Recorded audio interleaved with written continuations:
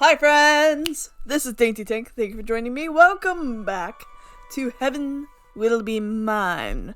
This is part 12 in the series. 1 and then 2. 12 in the series. Thank you for understanding about that gap. I decided to take a day. I needed just a day to recover from things.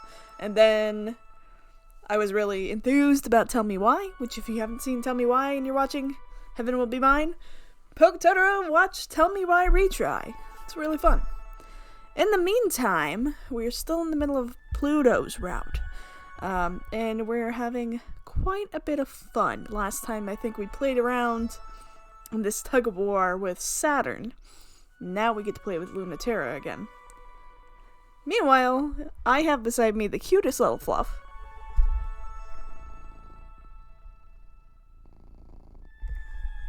Don't know if you hear that, but kitty ASMR. I am excited to get back into things. Thank you for hanging out and being here. Oh, it's so fun. Okay. Let's resume. We have so many Saturn saves. Come on. Oh no. Did I forget to save? I forgot to save. I just forgot to save. Okay. I'll be right back.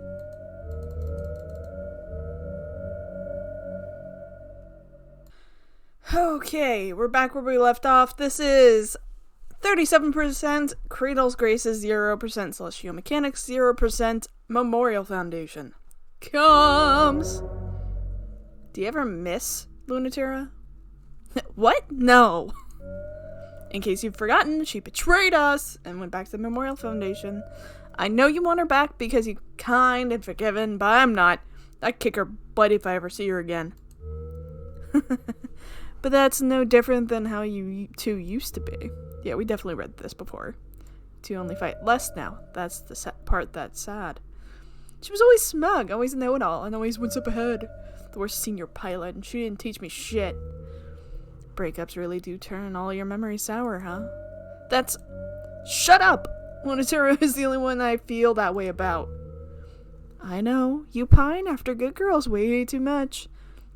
I think dating bad people is good for you. If I have to go through that again, no thanks. The only thing I miss is the expression on her face after I got one up on her. Her smile, you mean? You miss it too. I do. I'm glad you get to... you can be nostalgic sometimes. Do you ever miss the days of the Cold War, fighting against existential threat too? It was scary in a different way. It was so easy I never had to think about it. Tearing through the ethereal light that was only sort of there. It was scary because we didn't know what would happen or what it was. But we didn't need to know any of those answers, and we just got to fight forever. It was fun. Until I came along. What do you mean? If you think about it, it was me, wasn't it? Before they even finished the Chromacola, even in just the prototype. In my first provisional mission, I wiped out the enemy in the time it took to blink. And they haven't come back since. Before, it was fun for everyone. You were strong, but it was still hard. But there was no point in sending all of you out to protect Earth when it turned out the existential threat was so weak I could destroy them with a snap of a finger. That's reversing cause and effect. They just used that as an excuse to stop caring about colonization. Even if it was never a threat to our existence, they didn't have to give up on everything. It's not your fault. Ugh. Alien Phenomena, I'm not gonna read this again. Nope. If you want to hear me read it, you can go back to the previous one. I did struggle bus. I'm sorry about that.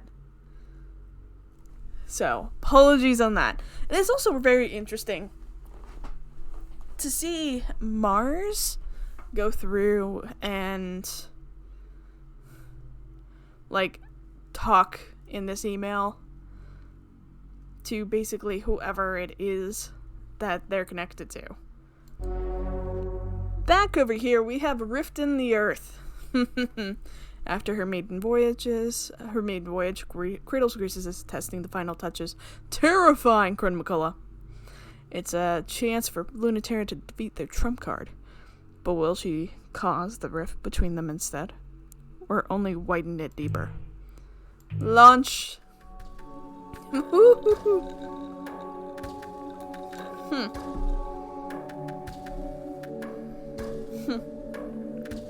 Recalibrating. How is the stability? Remember to keep the left side balanced. It's fine, Mars. You don't have to fuss so much. There's just no reason to take a test flight without escorts. Especially with Memorial Foundation patrolling the area. Mars. They really could be doing anything at all more useful. This ship doesn't need protection from anything, even if we're exposing the cores of testing. For testing. And you know I hate being treated like a princess. But you are important, and your ship is too. It's not fussy and annoying to be looking out. It is too annoying. I'll be annoyed by whatever I want. Stop being jealous. I'm not looking for an excuse to bump into Luna T. I never said that. Listen to Dr. Nix for once, even if you don't listen to me. Look, I'm not escorting you. You win, okay? But please, just be careful. I know you think I treat you like glass, but I really... What's so funny? Why are you laughing? Sorry. It's just hard for me to stay mad when you're such a dork. And you care so much. Even if you're not apologizing and still want so bad to be a knight in shining armor, you're the only one I can still be such a petulant kid in front of. Instead of the princess everyone loves. Pluto. Wait, you're just being a brat for fun? I'm mad now. Everyone else gets to be, especially you. Stop making fun of me. Remember when, in the academy, when people asked you where I was, they'd say, "Hey Mars, where's your..." Okay, yes, launch permissions cleared. You're cleared for takeoff. Where's your... Where was that going, friends? Make up and forget. Oh, betray. Fight until we forgive each other. We're gonna fight. Fight! We're going Cradles Graces all day long. The balance shifts because Lunaterra hesitated. And Pluto did too. Pluto paused over the area's canyons once, twice, 3, 4, 5 times. Lunaterra had a chance to make the first move, but Pluto couldn't keep pretending she didn't notice her lying in wait. It wasn't that Lunaterra was ready to take the shot. It's that she still hadn't decided to take it or not. Pluto has been waiting for her to grow up for a long time. She's tired being the one waiting. It's no time for elegant duels or anticlimactic sniping. When Crun McCullough crashes into the canyon, it's the worst kind of fight. Hoo-hoo-hoo! That's a noise. Crun McCullough's fingers will no longer open or close, but she swipes with the useless limb anyway. Oh! Hand shot through. The ring finger of Pluto's ship self twists off, breaking into the force of backhanding Mare Chrysium into the canyon wall. Ho ho ho ho! Just boom. That's awesome. I love just the vision of Crun McCullough is going over this canyon and then like senses, but just there was this moment of just mutual hesitation before the Mare Chrysium, hidden up in a snipe shot, shoots through the Chromacola's hand, and she comes crashing to Earth. And then as Mayor Chrysium comes up, basically Chromacola just swings that hand that's disintegrating and just blows it to pieces as she like backhands Mayor Chrysium into a wall. That's just amazing visuals. And I love this story. Woo!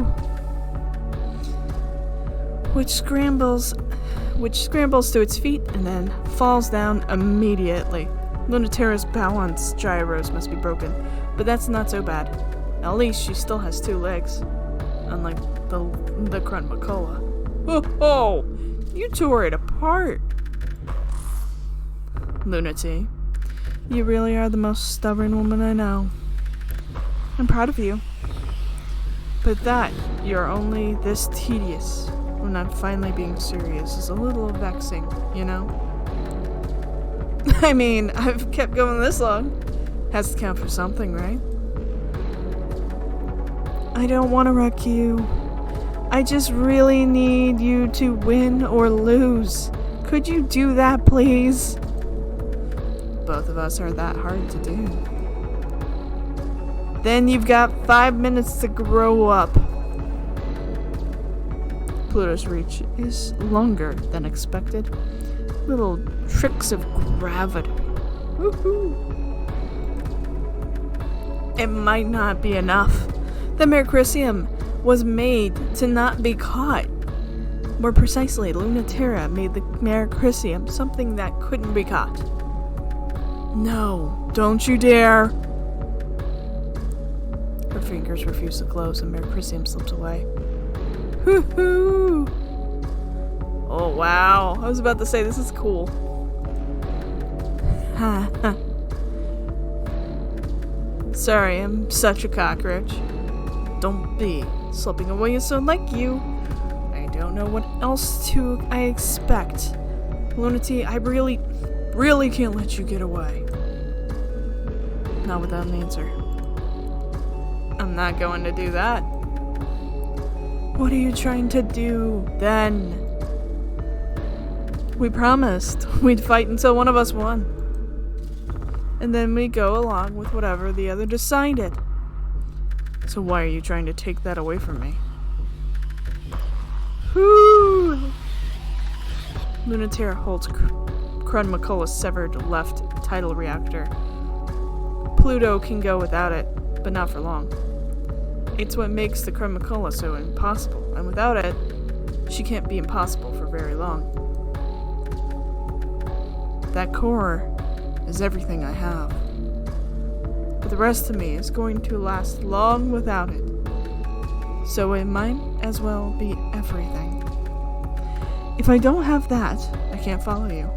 Win or lose. Yeah, that's basically like you can't win for trying on that one. Because if you crush your tidal reactor, Chromacola is basically like hampered in the most substantial way. She can't help Lunaterra if Lunaterra wins and wants to still have help. But on the flip side, it's giving the tidal reactor back to the Chromacola. I really don't think it's good for you. Hoo-hoo-hoo! This is so cool. The Chromacola makes a leap and crash into the ground, just short of the Mayor Chrysium. It's just close enough when Lunaterra nearly forgets to take the opportunity to get shot in Chromacola's chest before she can recover to block it. You're going to lecture me about doing what's healthy? You've got a lot of nerve. It's not cute.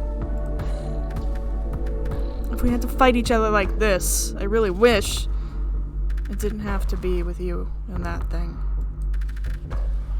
You don't like it, huh? You've always been like this. You're trying to tell me what's good for me? You don't want to admit this is really me. Lunati, I would listen to you if you ever listened to me once ever. I told you, I haven't gotten any better in the time we've been apart. I don't want you to be strong or beautiful or amazing. I just don't want you to be holding this weight of Cradle's graces, everyone's hopes and dreams, all by yourself. So please, just rest for now. Don't tell me that. I hate this. Hate this. Hate this. You never listen. And you know, I'll always let you win in the end. But not this time. I know what you mean. I've been really patient. So if you keep playing dumb, you're gonna make me mad. I said, I don't know what you mean. I don't want anything else. I'm a cockroach. That's very interesting that she said that twice. She must have some very low self-esteem that's kind of caked into all of this as well. I don't need anything myself. Liar! Are you trying to make me mad? Be satisfied with it. Don't have any other answer. If I had one, I'd give it, so drop it. I'm not satisfied. No. You grow up, and you be the adult for once. Get back here. Chromacole's feet are still broken, but Pluto moves her with gravity alone. Oh! Woo! I love this so much. Mercurium's engine's flare navi is broken. Everything is broken. But it will move. No, no, no, no. Not this time. Chromacole's twin tidal reactors are falling apart with one of them nearly torn out. Yet she still moves. The pressure of the unrestricted gravity peels the paint off Mercurium. Her steels and plastics start shattering. Her remaining useless arm snaps, and her engine wings creak. That pressure is not enough to bring her down, but it's enough for her to falter, and Chromacola grabs her foot and slams her to the ground. Mercurium creaks and strains, trying to flee, so Pluto pulls the rest of herself on top of her. So you basically threw her on the ground and then sat on her. It's like a schoolyard brawl. Pluto, I'm serious. You're not the only one. I have things I'm willing to be hard and cruel for now, too. Mercurium fires a sidearm. It doesn't dent Pluto. Pluto opens her hand. The fingers don't work, but the plasma still does, which flays Lunaterra's chassis, but gently. I'm really serious this time. I can't stop for a second, so I really need it back. It's already been too long, so give me back that part of me. Mercurium opens her left hand. Pluto's missing reactor is still beating wildly. Sorry to be like this, but this ship self and what it can do are more important than me. Than anything else about me. This is so interesting. You can just kind of feel the desperation of making sure Chromacola is whole. Nothing is more important than you. Gentle click. Lunaterra's sidearm, pointed at the stolen reactor, fires. The solid light slug misses, just barely. There's a second shot, but it's buried in Pluto's blocking hand. There's a third shot, but Pluto's ripped off the arm of Mercurium, so it's just the last reflex of a limb separated from its owner. But that's all that the broken arm of Chromacola can take. Its fingers make a last twitch before its arm finally snaps under its own weight, and the Chromacola falls to what's left of its knees. How long are you going to make me put up with this? What do you mean? You don't want to fight with me? Not a fight for real? Your heart isn't in it, so let's not. No, no, no! That's the only thing I want! Why are you like this? Acting like you know what I want better than I do. So what if you're right? Of course I don't want to fight you. Damn it, I hate you. After all that, I'm the one who's crying at the end again. The last time it was like this, I was the one crying too. Now I'm powerful like you. Have something I'm fighting for like you. That's not you. Or anyone but me. So let me fight for that. Stop protecting me. Stop making me fight for you. It's so easy to fight for you. If I'm not careful, it's all I'll ever want to do. Woo! Feelings! I'm sorry. Don't want a sorry. You must think it's so easy to not care about you. But it's not. It's easy for you to not care about you. But it's the hardest thing for me. Oh, I'm still the one who ended up crying! Again! You wouldn't listen back then either. Necrosium rises. Gently brushes away the burnt portions of Chromicola's armor. The joints are already starting to heal as gravity pulls them back. Almost just as good as new, but a little changed. I know you. Don't distract yourself, dummy. Reattaching arms is hard. So do mine next. So do mine right, at least.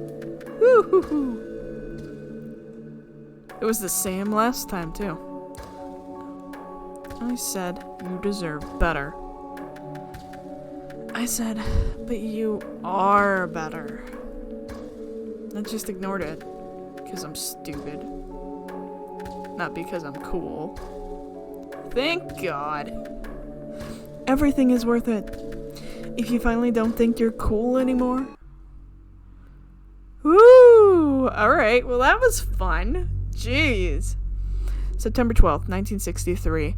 That's when the first and last artificial colony of the native sphere was completed in a tranquil bowl of stable gravity at Lagrange Point 5 as the front line against existential threats, a training facility for a generation of humans adapted to fight in space. As a colony environment with life, gravity, and culture necessary for human beings to live, thrive, die, and be born. With the hope that peace on Earth would reign if we won this war in heaven. Without pressure, water boils off our tongues, and we dissolve into component parts. Without culture, we forget the shapes we're supposed to have, and turn inside out into something else. Out of necessity, we created a pressurized environment, exerted enough gravitational pressure to maintain cohesion, all senses, and space, a ship self, to ferry us through the world. They function only in places where the gravity of humans is too light to sustain existence. It was doomed from the start. Of course they were jealous of the humans the Earth no longer wanted, flying on zero-G wings. Dr. Nix, Executive Director, Memorial Foundation Existential Expansion. Woohoo! July 29th, 1958. This is even before. So it was 1980 that everything kind of split with the Cold War. So this is well before. That's when the Memorial Foundation International Executive Committee was granted international authority in the spirit of unified human peace and the verified presence of the existential threat outside of the solar system to establish a cultural, military, and scientific response to existential threats. No longer confined to Earth, a growing native sphere where our gravity reigns forever. Safety, research, and expansion. The three pillars of Memorial Foundation's space branch will protect Earth from without as it has from within. Free from the old world's gravity, it could be possible to advance science, arts, and culture without constraint. And join hands, all of Earth finally unified. For Memorial Foundation, protecting humans from other humans through peace on Earth and protecting humans from everything else through war in heaven. We'll fulfill both of our agendas simultaneously. We really, foolishly, decided we could do better. There are two errors to this approach. The first is that to do better in heaven is meaningless if it cannot be exported to Earth. The space program was never rejected by the surface. It simply did not have enough relevance to sustain interest. The second error is the intrinsic error of Memorial Foundation. The existential threat is intrinsic to humanity. You can fight it, but you cannot cut it out. The designation of alien is required by humans. We cannot trick an existential threat into the convenient manifestation, as it has always been. Only humans can fulfill the criteria to be alien. Europa, Chief Officer, Memorial Foundation, Existential Safety. Oh, this is January 2nd of 1980, so day after they basically gave the direction of come home. That's when they blew up the Lagrange colony. It was a real shame. It was green, wet, very peaceful place. And now it's very cold, green, wet, and very unsettling place. It's where we did a lot of legitimately incredible things, like create sustainable tidal reactors, new culture, experiment with human bodies and human development, manufacture self-sufficient alter egos for space exploration, and did everything other than successfully combat the unknowable existential threat. Earth and the Memorial Foundation surface considers that a failure, but in truth, they're not trying hard enough. Through gravity, humans decide what is real and what is not. Humans cannot make whatever they imagine come true. Though imagining, humans chart out what is true. They invent with human effort what exists. If an existential threat doesn't exist, we just have to make one. But of course, it doesn't work like that. Nothing can be more difficult than creating something alien.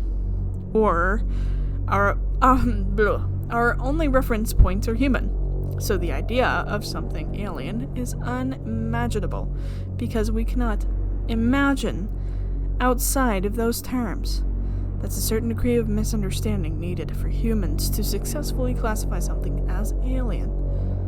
But for where they blew it up, we got really close. Iapetus, Executive Director, Memorial Foundation, Existential Research.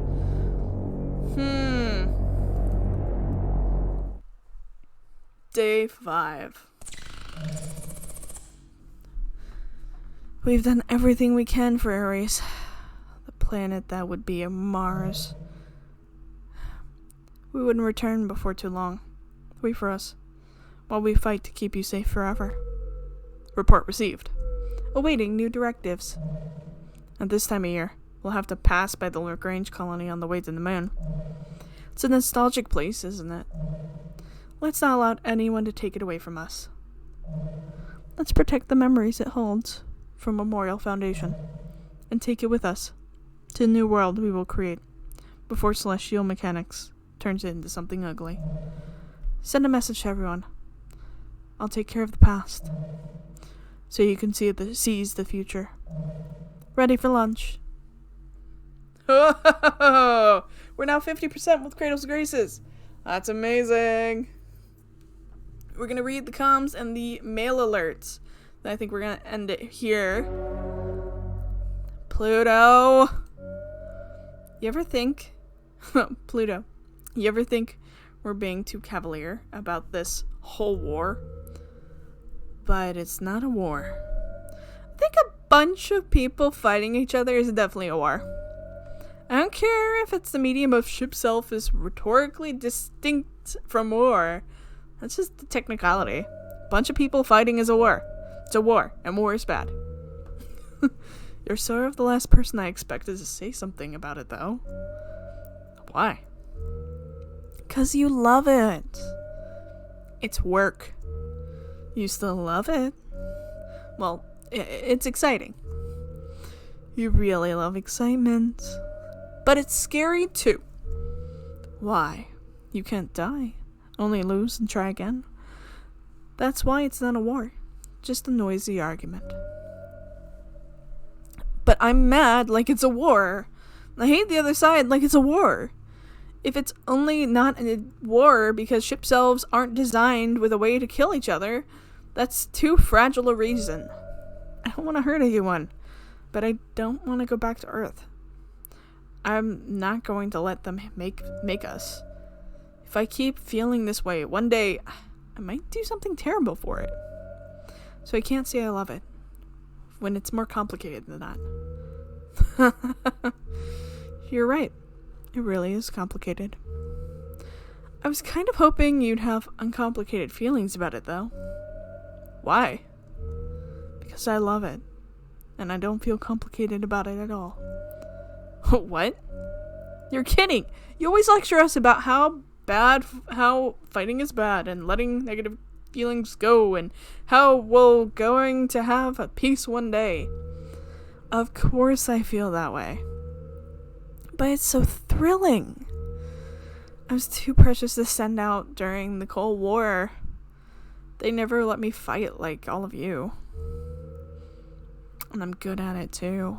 Better at it than what I come here to do. Than a lot of actual pilots. I'm proud of that. But it's also just thrilling. It's dangerous. Maybe you can't die, but there's a lot that can happen to you that's painful and hard.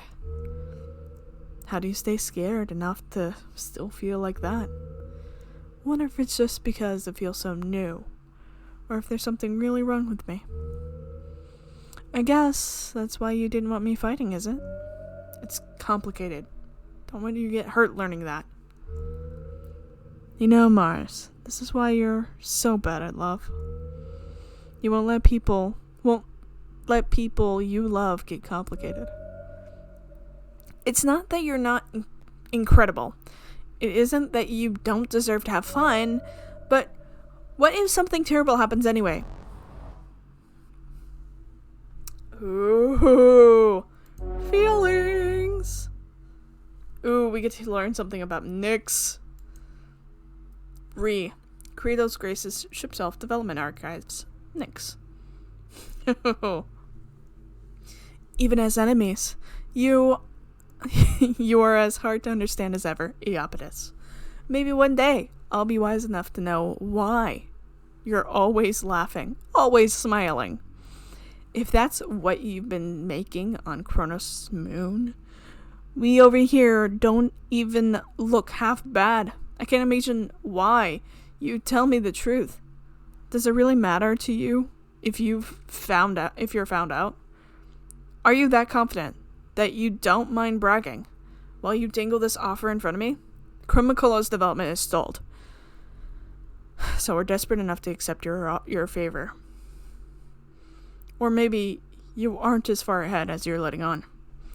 Well, if I just told Europa what you're up to, just as a courtesy, of course, since there's no way she doesn't already know already.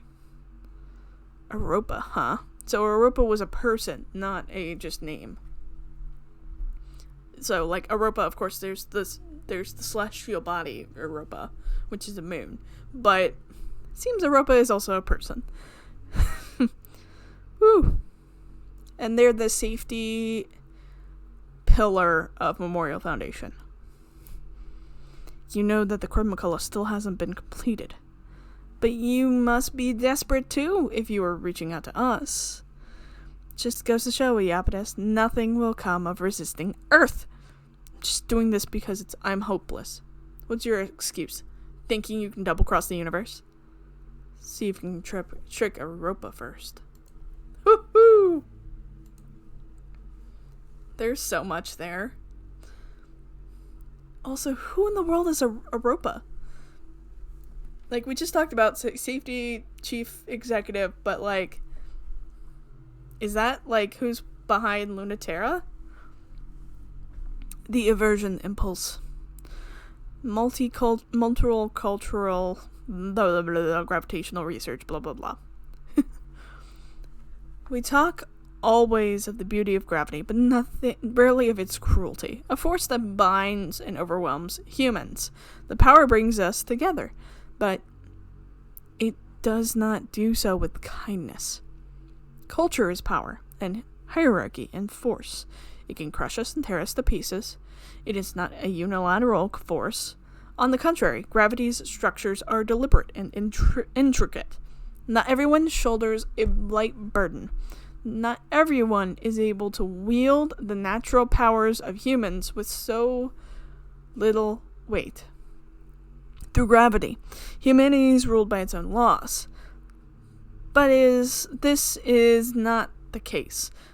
Through gravity, humans are ruled by each other. Antimatter, anti-gravity, anti-culture, all exists as a resistant force to this gravity. The refusal of humanity to accept these parts of itself cause its own undoing. When we let our children develop in the lightness of space, they choose their bodies, genders, souls, hearts of their own volition. They become human in the ways they wish to be human. That's actually very beautiful. Pausing on that. In the lightness of space, without the gravity and without the culture to bind them to what is human intrinsically as defined by Earth. They choose their bodies, genders, souls, hearts of their own volition. They choose the ways they want to be human. That is beautiful. That is absolutely beautiful. My heart. The gravitational forces of the unendurable to those in space, we can feel the possibilities closing off. Infinity has to become something finite eventually. That's the curse of time. Foremost of the 8 billion curses of the universe arrayed around against humanity, the last before death.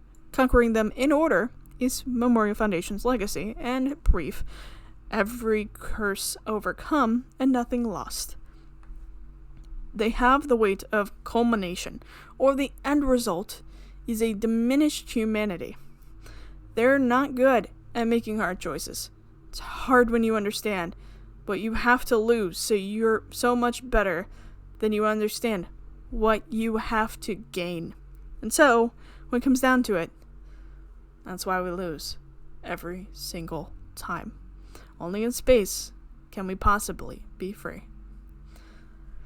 Oh man, with that beautiful sentiment, we're going to wrap this up. We've got 2 more things here. This is the Lagrange colony. And if I remember last time when we were dealing with Saturn, we chose to kind of give in to Saturn on this one. Not sure if I want to go down that same route or if let Saturn... Let me know your thoughts on this. Do we go down the route of letting celestial mechanics win? Or to see a different route? Or do we let Cradle's Graces win? Which continues that alignment chart of increasing Cradle's Graces. So let me know your thoughts. Should we go celestial mechanics and break the streak? Or should we keep on the streak? I love you all. I appreciate you all. Thank you for watching. Thank you for listening. And thank you for letting me just bumble through. I love you all. And I'll see you next time. Bye.